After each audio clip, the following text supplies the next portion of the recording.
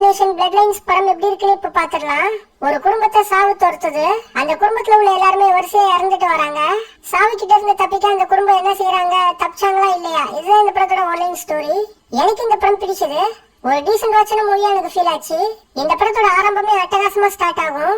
ஸ்டார்டிங்ல வர அந்த ஸ்கை வியூ டவர் சீன் இந்த படத்தோட ஒரு பெரிய ஹைலைட்டா சொல்லலாம். அந்த சீனோட மேக்கிங்கே சூப்பரா இருந்தது. அதுக்கடுத்து சீன் ஒரு 2-3 சீன் நல்லா இருக்கும். ரன் டைம் 1.25 மணி நேரம் தான். சோ பெருசா இந்த படம் எங்கேயும் போர் அடிக்காது. இந்த படத்துல மைனஸா நான் பார்த்தது என்னன்னா, டீசர் ட்ரெய்லர்ல இவங்க சில சீன்ஸை காமிச்சிட்டாங்க. அதே சீன் படத்துல வரப்ப ஏற்கனவே பார்த்த மாதிரியான ஒரு ஃபீலை கொடுத்தது. இவங்க டீசர் ட்ரெய்லர்ல சீனா அதை காமிக்காம ஃபாஸ்ட் கட்ல ட்ரெய்லர் டீசர் கட் பண்ணி கொடுத்திருந்தா இந்த படம் இன்னுமே பெட்டரான ஒரு படமா வந்திருக்கும். வழக்கமா வர ஃபைனல் டெஸ்டினேஷன் படங்கள் மாதிரி தான் இதுவும்.